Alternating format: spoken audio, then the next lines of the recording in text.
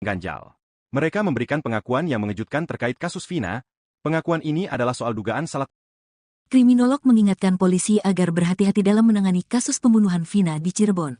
Terlebih lagi, jangan ada rekayasa penetapan tersangka karena adanya tekanan publik. Pasalnya, kasus pembunuhan yang terjadi pada 2016 itu telah menjadi perhatian publik. Bahkan, banyak pihak juga yang turut mengawal kasus ini agar bisa selesai. Apalagi, saat ini 3 dari 11 pelaku pembunuhan Vina belum juga ditangkap. Kriminolog dari Universitas Islam Bandung, Unisba, Nandang Sambas mengatakan, polisi harus berhati-hati karena saat ini sudah ada 1 terpidana yang bebas. Namun, terpidana tersebut justru mengaku sebagai korban salah tangkap polisi. Diketahui saat ini 3 pelaku pembunuhan Vina dan kekasihnya di Cirebon, Jawa Barat, masuk ke dalam daftar pencarian orang, DPO. Sebelumnya, Kabid Humas Polda Jabar Kombes Pol Jules Abraham mengatakan, polisi masih mencari identitas ketiga tersangka berdasarkan ciri-ciri yang sudah ada. Harapannya ada pihak yang tahu alamat, keluarga, atau bahkan pelaku itu. Dia juga mengimbau kepada masyarakat agar bisa melaporkan ketika mendapati ketiga tersangka atau yang diperkirakan keluarga ke kantor polisi terdekat. Kami mohon doa seluruh warga masyarakat khususnya di Jawa Barat untuk kami dapat mengungkap kasus ini dengan seterang-terangnya dan segera, ujar Jules. Kasus pembunuhan Vina dan kekasihnya bernama Muhammad Rizky Rudiana atau Eki terjadi sejak tahun 2016 silam. Dari kasus tersebut, polisi berhasil menangkap 8 anggota geng motor, sementara 3 lainnya masih buron. Lalu, setelah kisah pembunuhan tersebut menjadi film horor berjudul Vina, sebelum 7 hari, kasus pembunuhan di Cirebon itu kembali viral. Hingga akhirnya, Direktorat Tindak Pidana Umum, Ditipidum, Bareskrim Polri pun turun tangan memburu 3 tersangka yang masuk DPO dalam kasus pembunuhan Vina dan Eki. Kasus pembunuhan Vina dan Eki kembali disorot. Pengacara keluarga Vina, Putri Maya ungkapkan bahwa sebenarnya terdapat 4 orang yang masuk dalam DPO. Hanya saja entah bagaimana caranya, 1 orang DPO tersebut justru malah dihilangkan tanpa ada alasan jelas. Putri mengungkapkan hal tersebut diketahuinya berdasarkan berkas BAP salah satu tersangka. Putri beralasan dirinya mendapatkan BAP terkait ada DPO yang diduga dihilangkan ketika bertemu dengan salah satu pengacara terpidana, Jogi Nainggolan. Terkait identitas DPO yang diduga dihilangkan dalam BAP, Putri belum mengetahui hal tersebut dari Jogi. Putri mengaku dirinya diminta Jogi agar mempelajari sendiri BAP dari para terpidana dan tak tahu alasan penghapusan tersebut. Di sisi lain, masih ada 3 pelaku lainnya yang belum tertangkap hingga saat ini. Terbaru Polda Jabar pun merilis identitas 3 pelaku yang masuk dalam DPO.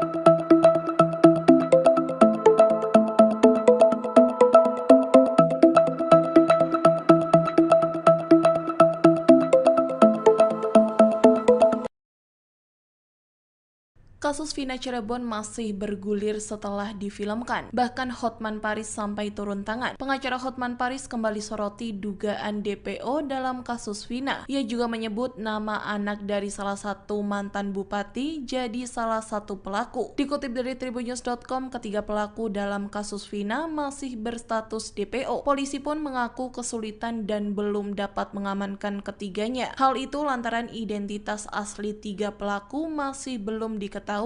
Hotman Paris menanggapi isu yang menyebut pekerjaan orang tua dari salah satu pelaku merupakan mantan bupati. Mengetahui hal itu, keluarga mantan bupati Cirebon, Sunjaya Purwadi Sastra, tak terima keluarganya disangkut pautkan dengan kasus Vina. Pihak keluarga pun memberikan klarifikasi terkait narasi yang diduga mengaitkan dengan keluarga mereka. Keluarga Sunjaya tak terima sosok bernama Andi dikaitkan dengan salah satu anak pasangan Sunjaya dan Andi.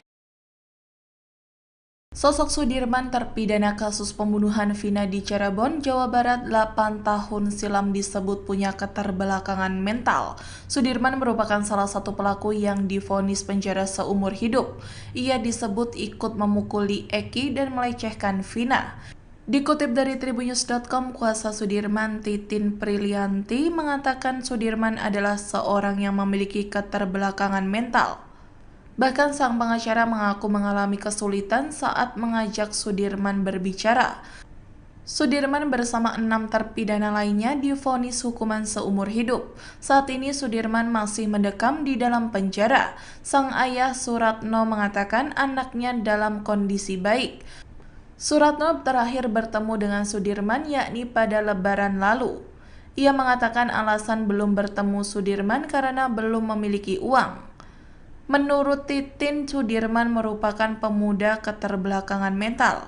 Menurut Titin, kondisi Sudirman itu berdasarkan pengakuan keluarganya. Titin juga mengungkap kalau Sudirman sempat dipukuli oleh 5 terpidana lainnya. Sudirman ditangkap polisi hanya berdasarkan keterangan saksi Dede dan Aep. Saat ditangkap polisi, dia baru pulang dari rumah kakaknya. Menurut Titin, penangkapan ini bermula dari informasi 2 warga Dede dan Aep yang mengaku melihat keributan di lokasi kejadian. Belum tertangkapnya 3 DPO pembunuhan Vina membuat publik berspekulasi terkait sosok pelaku, salah satu yang jadi sasaran yakni anak ex-Bupati Cirebon bernama Ramadhani. Hal itu lantaran kemiripan namanya dengan pelaku berinisial Dani atau Ramadhani. Lewat akun Instagramnya, Ramadhani Sastra mengunggah foto dirinya dengan sosok DPO dicari. Tak hanya itu, bak membantah dan menguak bukti lain, Ramadhani mengunggah foto dirinya 8 tahun lalu, kala itu usianya masih duduk di bangku sekolah dasar. Kemudian di postingan terakhir, Ramadhani tak ingin menghabiskan waktu menanggapi tudingan netizen. HJ Wahyu Ciptaningsih juga mantan Wakil Bupati Cirebon periode 2019-2024 membantah tegas tudingan yang ramai dialamatkan publik kepada salah satu putranya. HJ Wahyu Ciptaningsih menegaskan tidak ada sangkut pautnya terhadap kasus Vina Cirebon.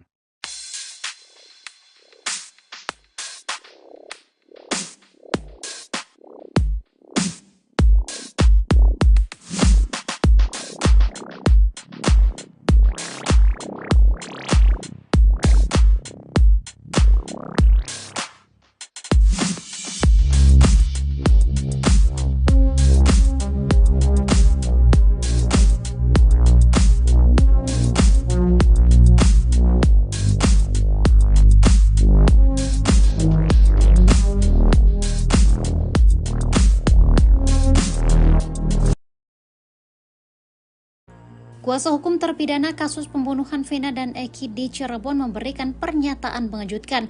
8 tahun kasus ini berlalu, pengacara pelaku justru membantah kliennya terlibat dalam kematian Vina dan Eki pada 27 Agustus 2016 lalu. Berdasarkan hasil putusan persidangan, ketujuh pria yakni ER, HAS, JY, ES, SP, SK, SD, dan RW dijerat vonis seumur hidup. Pengacara 5 terpidana kasus pembunuhan Vina dan Eki, Jogi Nainggolan, menyebut kematian Vina dan Eki adalah murni kecelakaan tunggal. Tak hanya itu, Jogi juga mengurai 3 alibi kliennya tidak bersalah dalam kematian Vina dan Eki di Cirebon, Jawa Barat. Pertama, Jogi mengatakan bahwa kliennya bukan bagian dari pelaku kejahatan yang dituduhkan sebagaimana berkas perkara. Kedua, Jogi menyebut bahwa kliennya bukan geng motor seperti yang selama ini dikatakan.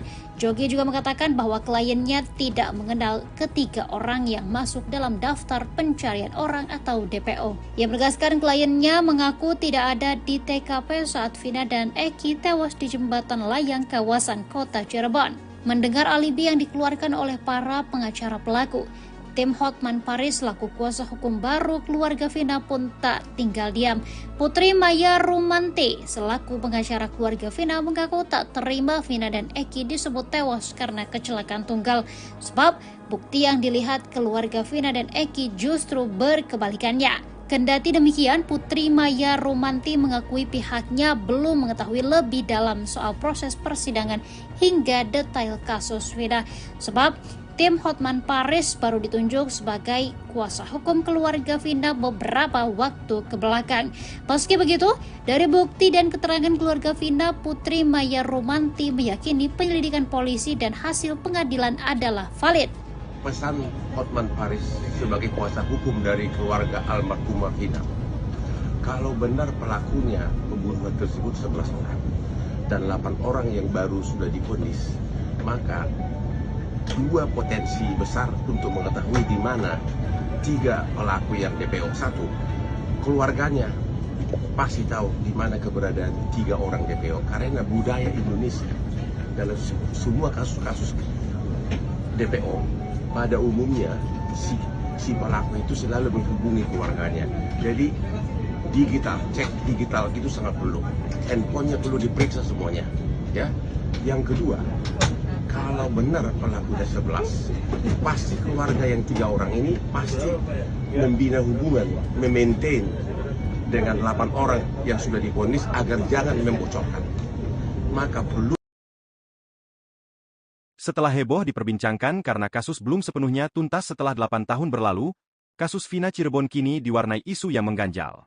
Mereka memberikan pengakuan yang mengejutkan terkait kasus Vina. Pengakuan ini adalah soal dugaan salah tangkap terkait para pelaku yang disebut membunuh Vina dan Eki.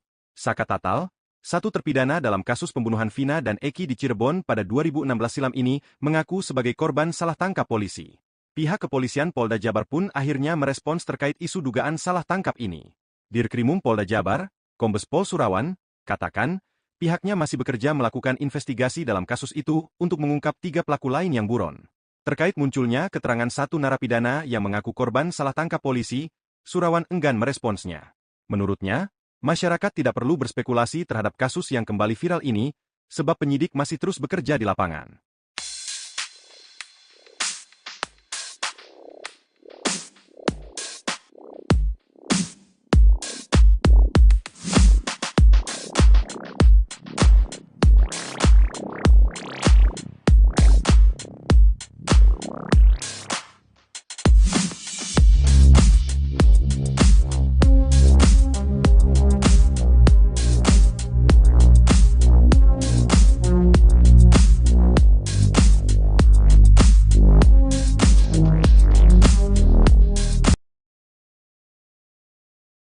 Kriminolog mengingatkan polisi agar berhati-hati dalam menangani kasus pembunuhan Vina di Cirebon. Terlebih lagi, jangan ada rekayasa penetapan tersangka karena adanya tekanan publik. Pasalnya, kasus pembunuhan yang terjadi pada 2016 itu telah menjadi perhatian publik. Bahkan, banyak pihak juga yang turut mengawal kasus ini agar bisa selesai. Apalagi, saat ini 3 dari 11 pelaku pembunuhan Vina belum juga ditangkap. Kriminolog dari Universitas Islam Bandung, Unisba, Nandang Sambas mengatakan, polisi harus berhati-hati karena saat ini sudah ada 1 terpidana yang bebas. Namun, terpidana tersebut justru mengaku sebagai korban salah tangkap polisi. Diketahui saat ini 3 pelaku pembunuhan Vina dan kekasihnya di Cirebon, Jawa Barat, masuk ke dalam daftar pencarian orang, DPO. Sebelumnya, Kabid Humas Polda Jabar Kombes Pol Jules Abraham mengatakan, polisi masih mencari identitas ketiga tersangka berdasarkan ciri-ciri yang sudah ada. Harapannya ada pihak yang tahu alamat, keluarga, atau bahkan pelaku itu. Dia juga mengimbau kepada masyarakat agar bisa melaporkan ketika mendapati ketiga tersangka atau yang diperkirakan keluarga ke kantor polisi terdekat.